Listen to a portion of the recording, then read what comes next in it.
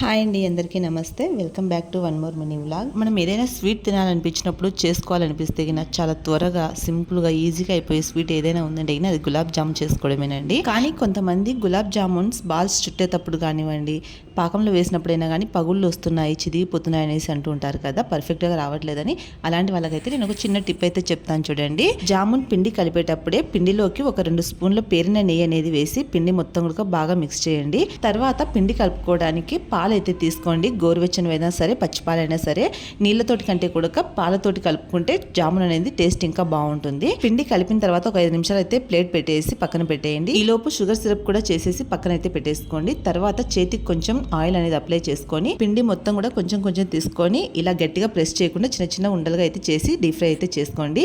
పిండిలోనే నెయ్యి వేసి కలపడం వల్ల ఇక్కడ మనకు పగులు అనేవి రావండి. షుగర్ సిరప్ లో వేసిన తర్వాత కూడా చిరిగిపోకుండా అయితే ఉంటాయండి. ఈ టిప్ మీకు నచ్చింది అనుకుంటా. నచ్చితే లైక్ చేసి మన ఛానల్ సబ్స్క్రైబ్ చేసుకోండి.